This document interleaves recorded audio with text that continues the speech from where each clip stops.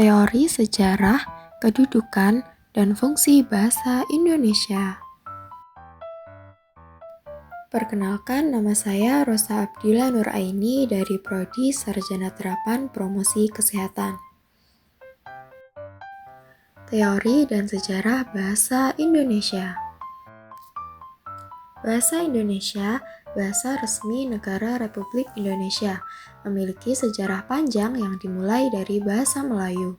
Bahasa ini diikrarkan sebagai bahasa persatuan pada Sumpah Pemuda 1928 dan kemudian ditetapkan sebagai bahasa negara pada tahun 1945.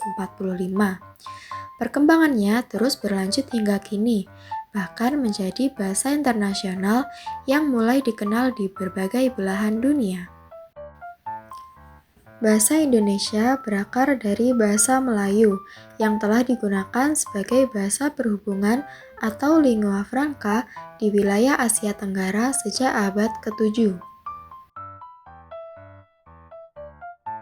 Pada masa kerajaan-kerajaan di Nusantara, bahasa Melayu digunakan dalam berbagai konteks, termasuk perdagangan, diplomasi, dan sastra.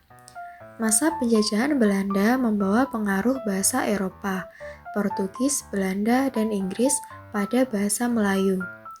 Pada 28 Oktober 1928, para pemuda dari berbagai daerah mengikrarkan bahasa Indonesia sebagai bahasa persatuan, menandai tonggak penting sejarahnya. Setelah proklamasi kemerdekaan, bahasa Indonesia ditetapkan sebagai bahasa negara pada tanggal 18 Agustus 1945 sesuai dengan Undang-Undang Dasar 45.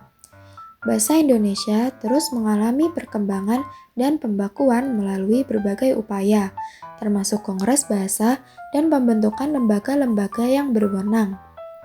Saat ini, bahasa Indonesia juga mulai dikenal di dunia internasional dengan upaya untuk menjadikannya bahasa internasional. Kedudukan bahasa Indonesia. 1. Bahasa nasional. Digunakan di seluruh wilayah Indonesia dan dipahami oleh hampir semua warga negara. 2. Bahasa resmi negara. Digunakan dalam dokumen pemerintahan, undang-undang, peraturan, kebijakan, dan komunikasi resmi. 3. Bahasa pendidikan. Bahasa pengantar dalam sistem pendidikan formal mulai dari TK hingga perguruan tinggi. 4. Bahasa media massa. Digunakan di surat kabar, majalah, radio, televisi, dan media online untuk menyebarkan informasi ke masyarakat luas. 5. Bahasa diplomasi. Dipakai dalam hubungan internasional, komunikasi diplomatik, dan negosiasi antar negara. Yang keenam, bahasa komunikasi antar region, sebagai alat komunikasi antar daerah dengan bahasa yang berbeda-beda di Indonesia. Fungsi bahasa Indonesia. Yang pertama, fungsi komunikasi sebagai alat untuk menyampaikan informasi, membangun hubungan sosial, mengendalikan perilaku, serta sebagai sarana untuk mengekspresikan diri dan memotivasi orang lain. Yang kedua, fungsi pemersatu bangsa untuk menyatukan masyarakat Indonesia yang beragam suku, budaya, dan bahasa daerah ke dalam suatu kesatuan nasional.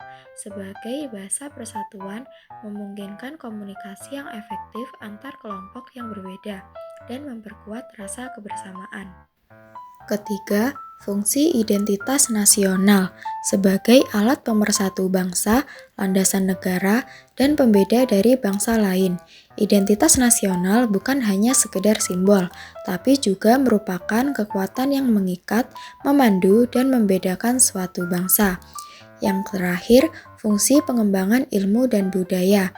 Sebagai bahasa nasional, bahasa Indonesia menjadi sarana untuk menyebarkan ilmu pengetahuan, memfasilitasi pertukaran budaya, dan memperkaya khazanah budaya serta identitas nasional.